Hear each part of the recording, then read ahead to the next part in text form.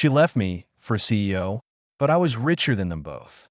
It arrived on a Thursday, unannounced, unexpected, and entirely too elegant. A cream-colored envelope lay on the piano bench, standing out starkly against the aged ebony wood. No return address, just his name, written in that impossibly neat cursive he hadn't seen in years. He knew the handwriting immediately. Claudia. He stared at it for a long time, fingers hovering but never quite touching, as if opening it would unlock something better left sealed. Memories shifted beneath his skin like restless echoes. The scent of lavender in her hair, her voice in the dark after a concert, the way she used to trace invisible constellations on his chest while he played her to sleep. Back then, she believed his music could change the world. Back then, she believed in him. But that was a lifetime ago. Still, he peeled the envelope open with slow precision. Inside was a single card, heavy stock, embossed edges, the kind you don't just mail, the kind you commission. Gold lettering spelled out the details. The marriage of Claudia Rochelle Winters to Richard Ellison Brain. Saturday, 7 p.m. The Arginum Hotel Ballroom, Manhattan. And then below, written in that same familiar hand, I hope you'll attend. That was it. No salutation. No dear. No sincerely. Just 4 words, clean, deliberate, loaded. He read them once. Then again. Then again. The absurdity of it struck him first. After all these years, after everything, she wanted him to witness the life she built without him. Or maybe that was the point. A calculated gesture from someone who always played 3 moves ahead. He should have thrown it away, set it on fire, let it dissolve in a cup of stale black coffee. But curiosity is a strange creature. It doesn't knock politely. It crawls under your skin, whispering until silence becomes unbearable. He laid the card on the piano and sat down. The room was quiet, save for the faint hum of the city bleeding through the open window. His fingers found the keys, almost reflexively, pressing down on a soft E minor chord that hung in the air like a question. Was this invitation a peace offering? A provocation? A trap? Maybe it didn't matter. Because as the melody unfolded, twisting into something mournful and unpredictable, he realized one simple, infuriating truth. He was going. Not for closure. Not for revenge. Not even for her. He was going because sometimes the past doesn't knock to be let back in. It kicks down the door wearing a wedding gown. And he wanted to see what kind of empire Claudia had built on the ashes of what they once were. The moment he stepped through the grand revolving doors, it felt like entering a different planet. One Claudia had always dreamed of but never imagined he'd return to. The ballroom pulsed with soft golden light. It wasn't loud or ostentatious. It was curated, like a luxury catalog brought to life. Chandeliers dripped from the high ceiling like icicles of pure crystal. Each table was wrapped in ivory silk, adorned with towering floral arrangements that looked as though they had been plucked straight from a dream. White orchids, calla lilies, soft pink peonies. Not a petal out of place. Everything was intentional, just like her. Waiters floated across the floor like dancers in a waltz, carrying silver trays of champagne flutes that sparkled under the lights. A string quartet played something delicate, probably a modern pop song reimagined with violins, stripped of its lyrics, sterilized for elegance. The kind of music that says we have money, and we're not afraid to show it quietly. He kept to the perimeter of the room, the outsider at the edge of a world that once rejected him. But if anyone noticed him, they didn't show it. They were too busy talking in code. Hedge funds, market caps, silent partners, fiscal quarters. A language Claudia had mastered, one he had never bothered to learn. She had always been drawn to this. The prestige, the polished perfection, the kind of life measured in assets and accolades. And now she had it, on full display. He paused near the entrance, his eyes scanning the sea of expensive suits and designer gowns, recognizing no one and yet understanding everything. The room reeked of ambition disguised as celebration. The kind of night where every laugh was calculated, every compliment rehearsed. No one here was genuinely happy for Claudia. They were happy for the image of her. And perhaps that was why he had been invited. A final flex. A ghost from the past dragged into her perfect present. Proof she had moved on, leveled up, married someone more appropriate. He took a slow breath and adjusted the cuff of his charcoal jacket. It wasn't designer. It didn't need to be. He hadn't come to play dress up. He had come for something else, though he couldn't quite put his finger on what. Closure? Validation? No. Clarity. His gaze drifted across the room again. He caught brief flashes of Claudia, always just out of reach, her champagne glass in hand, her smile tight and practiced. She floated from group to group like a social queen in her court. But even from across the room, he could see it. She was performing. Still. And maybe that was why she had invited him. Because even in all her success, there was a part of her that needed the past to witness the present, to see what she had become. He exhaled through his nose, amused. Claudia had built an empire. But he had built something she had never understood, something no number could buy. Freedom. Freedom from pretending. Freedom from performing. Freedom from rooms like this one, where everyone wore smiles like armor and threw shade with silk gloves. As he walked deeper into the ballroom, the music shifted, the chatter dipped, and a few curious glances turned his way, subtle, cautious, the way predators sniff the wind when something unfamiliar enters the territory. And then, like a shadow cutting across sunlight, Richard appeared. Tall, chiseled, polished down to his smile. Their eyes didn't meet. Not yet. But the moment was coming. And when it did, it would tilt this perfect world Claudia had built, just enough to remind her. The man she left behind was no longer behind her. He had arrived. The string quartet drifted through a haunting rendition of Debussy as I stepped deeper into the ballroom, its notes curling like cigarette smoke through the air. The space was a cathedral of opulence, vaulted ceilings, walls lined in ivory silk, gold trim catching the light like flame. Waiters glided by in crisp uniforms, silver trays floating beside them like accessories to ritual. I didn't belong here, and yet I did.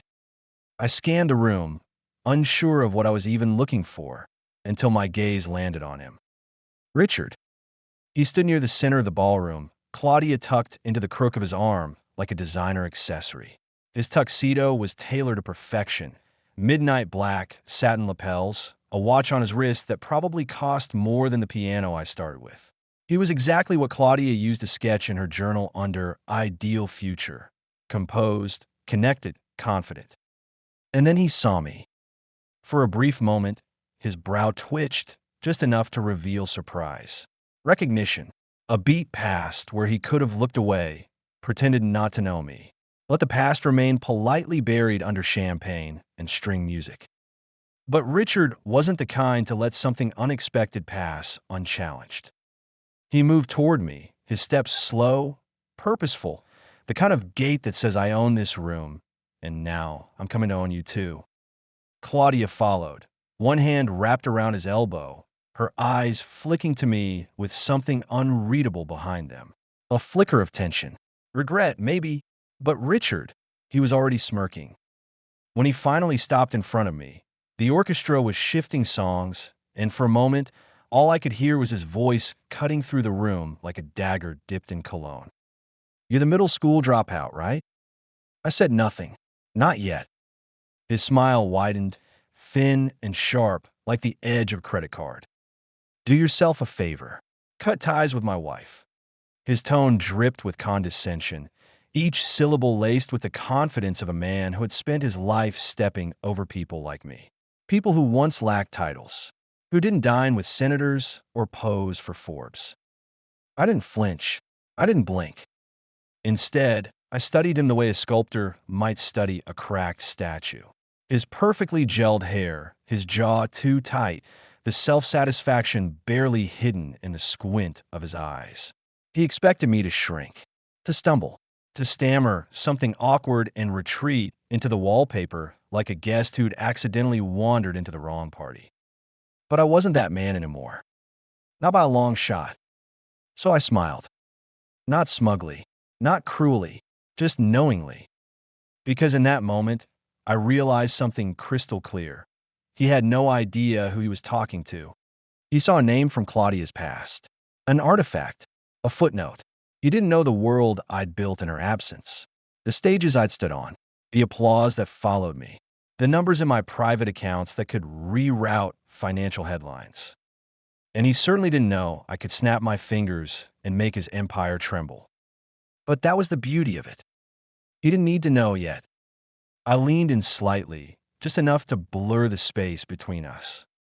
"You're right," I said softly, my voice warm with amusement. "I did drop out of middle school, but I've been composing symphonies ever since." His smirk wavered, just a flicker. I could see him recalibrating, reassessing, unsure if I was being metaphorical or mocking him. But before he could speak again, I stepped back, raised my champagne flute in a mock toast, and turned away. Let him enjoy his moment. Let him savor his illusion. Because very soon, he'd realize that the man Claudia left behind was not a ghost of her past. He was the storm her future never saw coming. There was a time when she looked at him like he was magic. They were barely adults then, two halves of a whole that didn't yet understand how fragile wholeness could be. Claudia with her highlighters and planners, her hunger for order, and him with fingers that danced across piano keys like they'd been born there. He didn't need structure. He had rhythm. Their first apartment was small and noisy, tucked above a bakery that started clattering trays at 5 in the morning. The wallpaper peeled in the corners, and the radiator groaned like a dying man in the winter. But none of that mattered. They made it their world. At night, she would lie on the threadbare couch with textbooks on her lap and headphones in her ears, one side always unplugged so she could listen to him practice.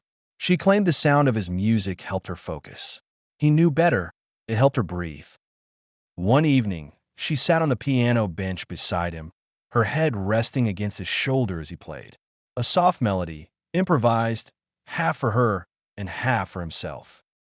"You'll play this in front of thousands one day," she whispered. He smiled at the time, not because he believed it, but because she did. They used to talk about the future in vague, messy strokes. Traveling, creating, living untethered. He believed in the spontaneity of it all. She, even then, needed bullet points. It started slowly, the erosion. At first, her suggestions were gentle, laced with concern. Maybe just one business class? What if you played at more upscale venues? You should consider applying for a grant. He brushed it off. She was being practical. She loved him, but practicality soon turned into pressure. Her admiration soured into quiet disappointment. He could feel it in the way she stopped asking about his songs, in the way she nodded instead of smiled when he shared something he'd written. One night, she said it. "You can't just live on music, you know." He looked up from the piano, confused. "Why not?" She shook her head. "Because the world doesn't work like that." He didn't answer. He just kept playing. By the time her job offers started rolling in, internships that turned into contracts that turned into power plays, she barely came home before midnight. She smelled like corporate perfume and exhaustion. When she walked through the door, she wasn't looking for a melody. She was looking for results. The apartment, once filled with laughter and chords, turned quiet. They lived side by side, but not together. Until one night, she stood at the door with her coat still on, keys clenched in her fist, and said, "We need to talk." He nodded, already knowing. This isn't working. He didn't argue, didn't beg. What would be the point? Claudia had already left. She just hadn't packed her things yet. And so she moved on, climbed higher, built her empire of glass and steel, while he vanished into his music, into cities she'd never visit and stages she'd never imagine him commanding. He wasn't angry. Not really. Just changed. She had taught him something without realizing it. That love tied to expectations is just possession with better branding. And now, all these years later, standing in her ballroom, in the heart of her perfect world, he wondered if she ever thought about that night in the apartment. The night she walked out on a man she couldn't wait for, only to build a life that couldn't hold her soul. He took a sip of his drink and let the memory fade. The past wasn't painful anymore. It was just perspective. Claudia rose through the corporate world like a blade through silk, clean, precise, unstoppable. Press releases featured her name. Panels praised her strategy. Magazine covers showed her standing tall in glass-walled boardrooms, always poised, always controlled. She became everything she'd once told him she wanted to be. He didn't make headlines. Not at first. After she left, he packed a single bag, just clothes, headphones, and his beat-up keyboard, and vanished into the parts of the world that didn't need business cards or balance sheets to be impressed. He played wherever he could. Smoky jazz clubs in Lisbon, candlelit restaurants in Rome, cracked subway stations in Paris. Anywhere with a socket and a willing ear. There were no fans at first. No applause. Just silence at the end of each set. And sometimes that was better, because silence, when earned, meant reverence. It meant the music had settled deep. He stayed off the radar, not because he was hiding, but because he was growing. A slow burn. Word of mouth. A clip here, a share there. One night, a tourist filmed him playing beneath a street lamp during a summer storm. Rain falling around him like static, his fingers dancing effortlessly over the keys. That video went viral. Then another. Then another. The world took notice. Suddenly, people weren't just stopping to listen. They were lining up. Venues called. Producers emailed. An international label offered a contract. He declined. He didn't want to be manufactured. Instead, he released an album on his own terms. No auto-tune, no gloss, just raw piano and the quiet ache of lived experience. The title? Unwritten Promises. It hit like thunder. Within weeks, the album cracked international charts. Critics called it hauntingly sincere. Listeners said it healed them. Streamers couldn't stop quoting him. A man who plays like he's remembering and forgetting at the same time. That's what someone wrote in the top comment of his most viewed performance. He toured quietly. He spoke rarely. His face became familiar, but not loud. His net worth climbed, but he didn't build empires. He built silence. Respectful, earned silence. And through it all, he never once said Claudia's name. Never hinted at the heartbreak. Never tried to show her what she'd lost. But that didn't mean she wasn't watching. Every once in a while, he'd catch a glimpse, a familiar name in the viewed by section of a story, a lingering like on a throwback post, a shared follower with her firm's PR manager. She never reached out, not directly, but she saw. She had built a tower of glass. He had built a cathedral of sound. One stood tall, the other echoed.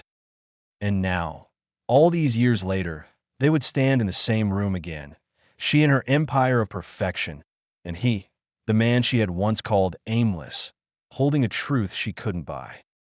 He never wanted revenge, but he couldn't deny the poetry. The orchestra swelled in the background, soft strings weaving through the elegant hum of the ballroom. Waiters moved like shadows between gold-trimmed tables, balancing silver trays of champagne and hors d'oeuvres. The ceiling dripped with chandeliers, catching the light like frozen waterfalls. To the guests, it was a picture of perfection. To him, it was all a performance. One Claudia had curated down to the last rose petal. And then came the voice that shattered it.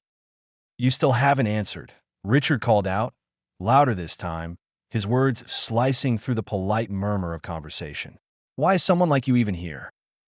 Several heads turned. The music dipped almost imperceptibly, as if sensing tension in the air. The pianist turned his head slowly, meeting Richard's gaze. Around him, conversation faded to an uneasy hush. Guests nearby shifted, unsure if this was drama or spectacle, unsure if they should be entertained or embarrassed.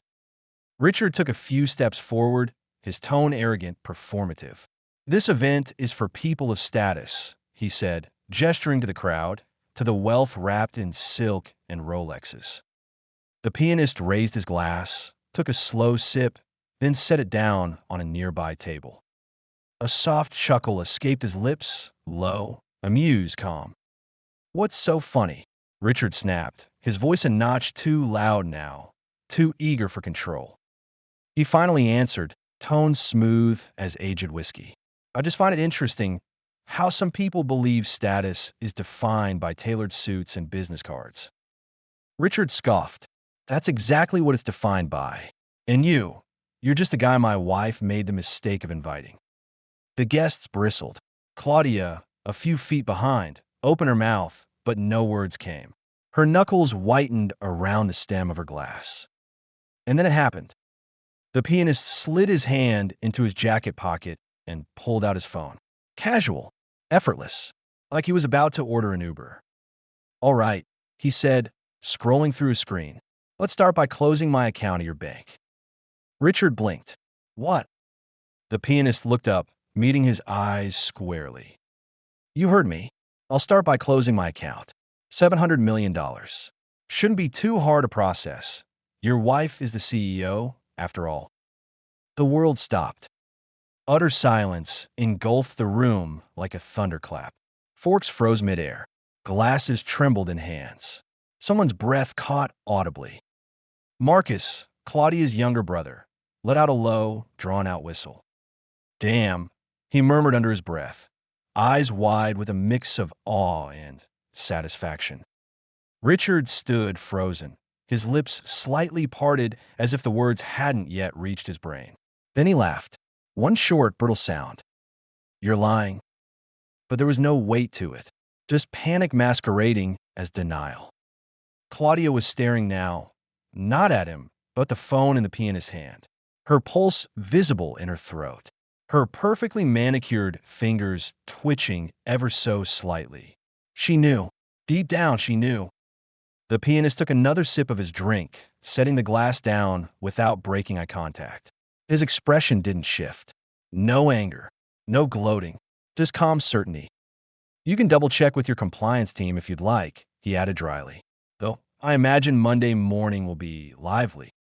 A soft, horrified murmur rippled through the crowd like wind over water. Richard's face turned crimson. "You don't have that kind of money," he said again, louder now, desperation thickening his voice. And that's when Marcus stepped forward, his voice light but cutting. "You really don't know who he is, do you?" Richard turned, jaw tight. "What the hell are you talking about?" Marcus looked at him, then at Claudia, then back to the crowd. "Google him." Phones were already out, fingers tapping furiously. And one by one, gasps began echoing through the room like distant thunder. "No way. Is that really? Oh my God."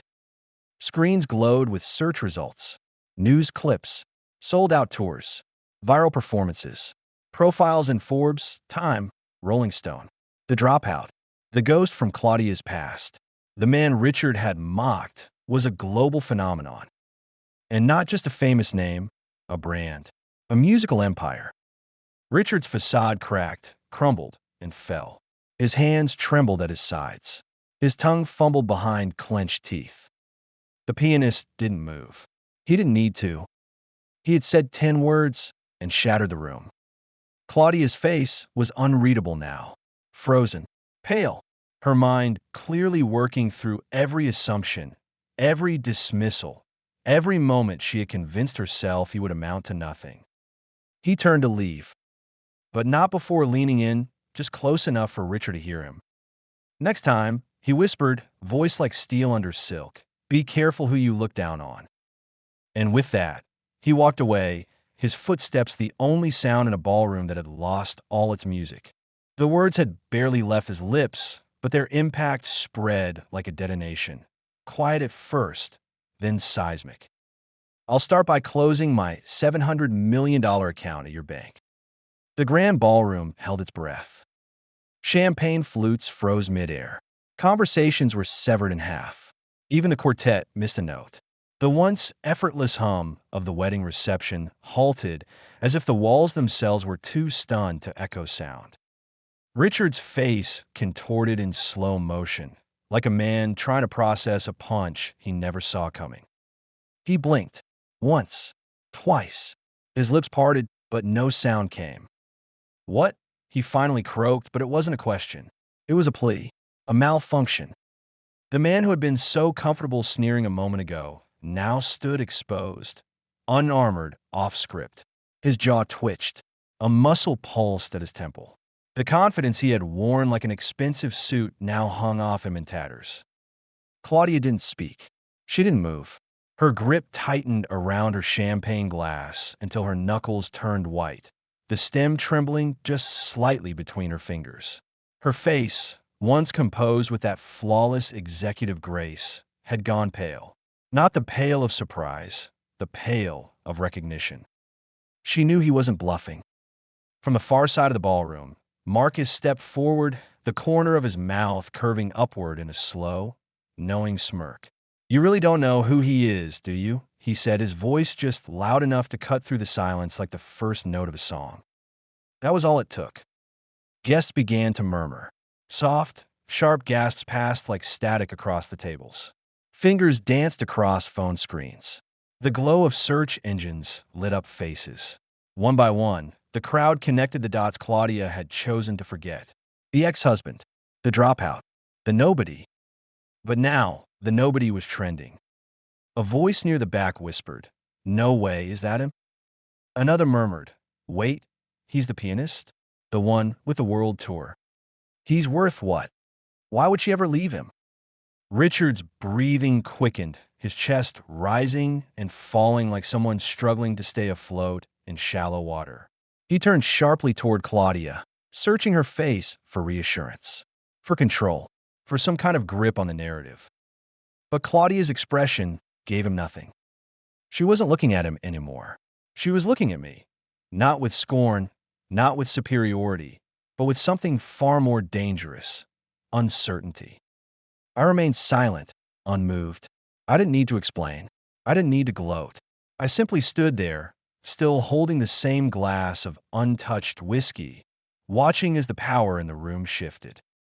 Because this wasn't just a humiliation. It was a transfer of gravity. Richard's voice broke the silence again, shaky now. "You're lying. This is some kind of stunt." But his words had no weight. Not anymore. The room had already decided. The phones, the whispers, the glances, they told a truth louder than he ever could. Marcus, who had now drifted to my side like a well-placed second act, chuckled. "Google is free, man. Maybe give it a shot before opening your mouth next time." Another laugh echoed from somewhere behind us. Then another. It spread like ripples across a once still surface. And just like that, the ballroom, this temple of perfection Claudia had built, became a theater of whispers and sidelong glances. Claudia finally spoke, her voice low, almost inaudible. "Is it true?" I met her gaze calmly. "You tell me," I said, letting the irony hang heavy in the air. And then I turned away. Not because I had nothing left to say, but because nothing more needed to be said. Behind me, the string quartet finally began to play again, but the music was different now. Uncertain, off-key, as if the instruments themselves knew they had missed the real performance. The one no one had rehearsed for, but everyone would remember. The ballroom behind him was still reeling, a fragile bubble of stunned silence and fractured egos. The strings of the orchestra had long since gone quiet, their last note hanging in the air like the final breath of a dying illusion. He walked slowly toward the marble staircase, the weight of 1,000 eyes pressing into his back. But he didn't flinch. He didn't need to. Let them stare. The night air met him like a sigh of relief, cool, crisp, untouched by the performance unraveling inside. The distant sound of a fountain bubbled in the courtyard below, accompanied only by the quiet click of his polished shoes against the steps. His exit wasn't loud, but it thundered louder than any of Richard's earlier boasts. And then, wait. He stopped. He didn't turn. He didn't have to. That voice, even softened by desperation, was unmistakable. Claudia. She appeared at the top of the stairs, framed by the golden spill of light from the ballroom behind her.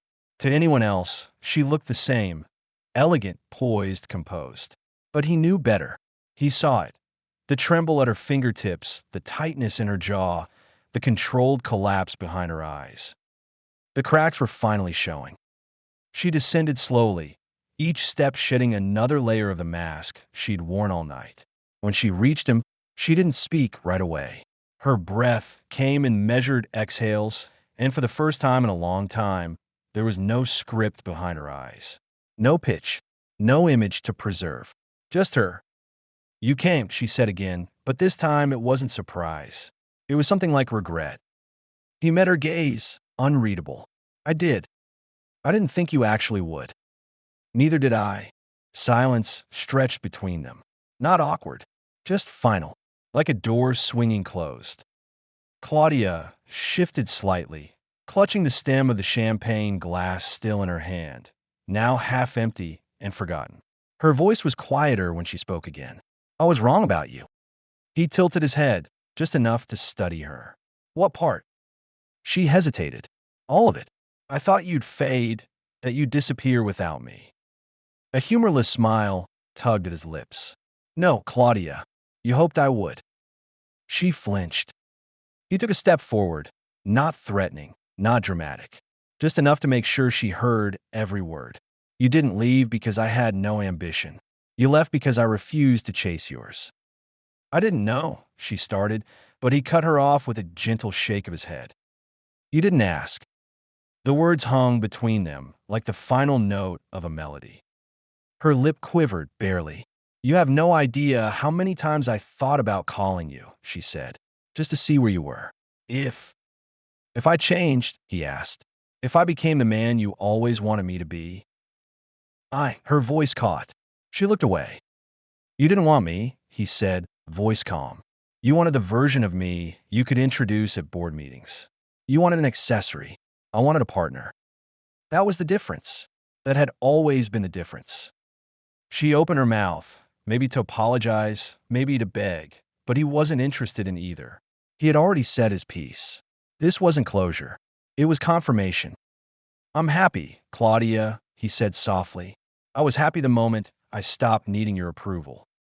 And that, more than anything, was what she couldn't respond to. Because deep down, she had known. Known from the moment she saw him walk into her wedding like a storm in a silk suit, that he had become something she never imagined he could be. Free. Free of her, of their past, of the version of himself she had tried to mold and discard. He stepped back, nodding once. "Congratulations, by the way, on the wedding." Claudia blinked. She looked like she wanted to say thank you, but the words never came. Instead, she just stood there, on the staircase between her perfect wedding and the man she used to love and lost. He turned and walked away, the rhythm of his steps as steady and composed as a slow-tempo sonata. He didn't need a mic drop. He didn't need applause.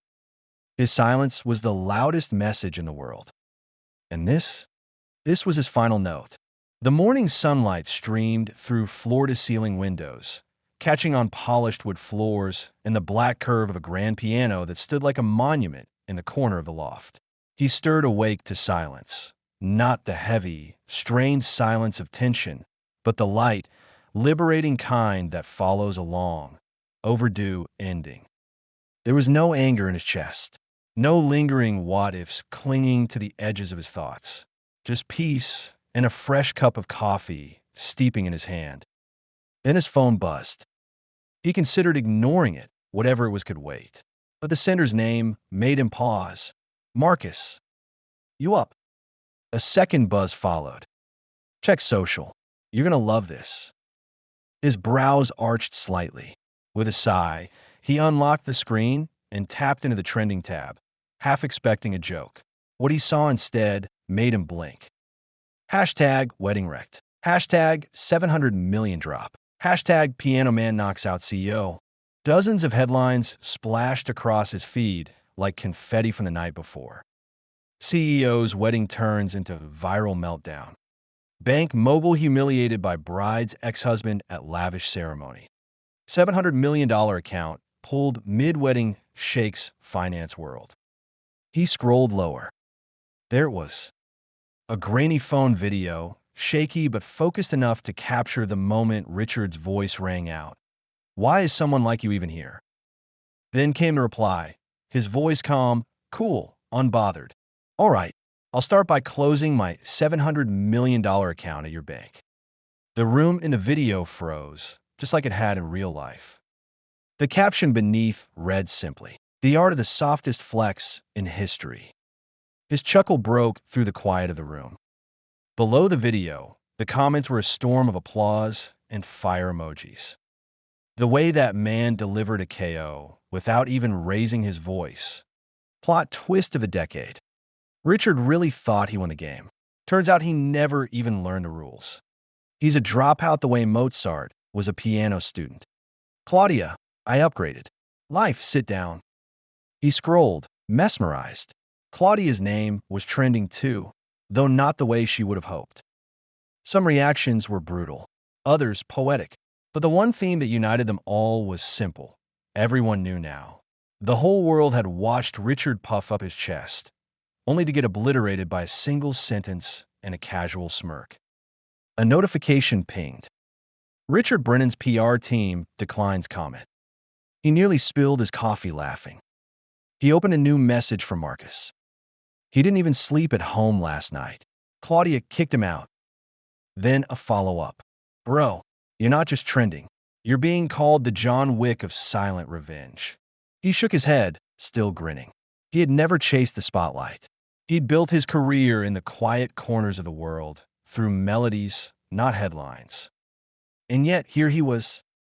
He hadn't come to Claudia's wedding with a plan. He didn't wear revenge like cologne. He didn't rehearse comebacks or expect a standing ovation. But when the moment came, when arrogance met poise and power tried to bully silence, truth won. Effortlessly.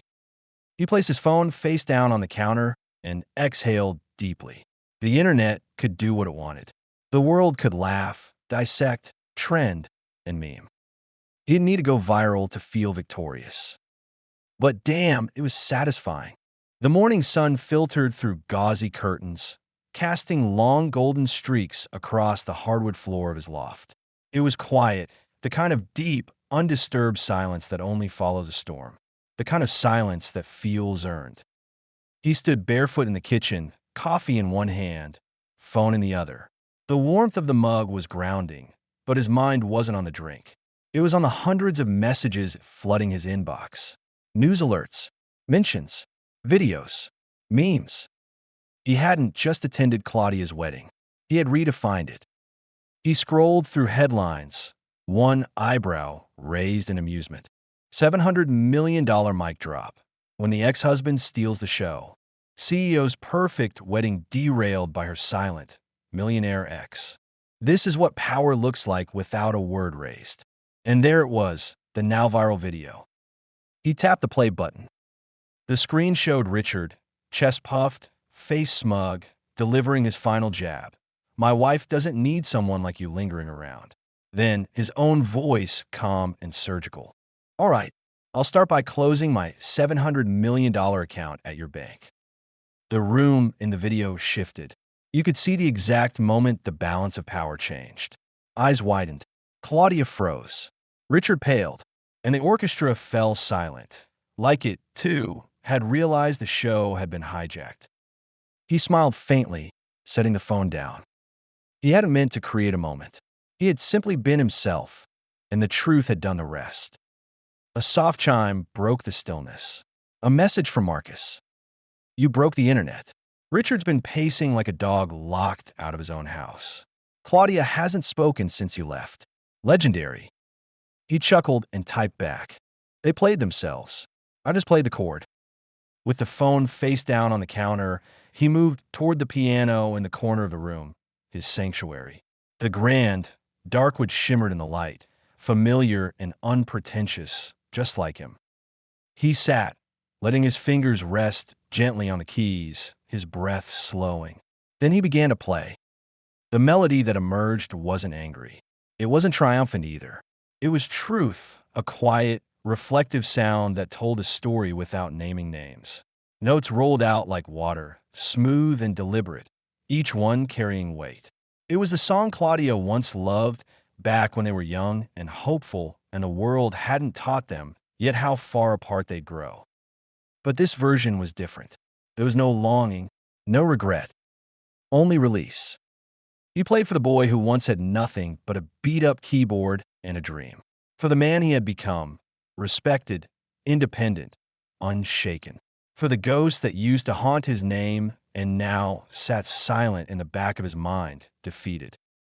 And when the final chord fell, soft as breath, the silence afterward was richer than applause.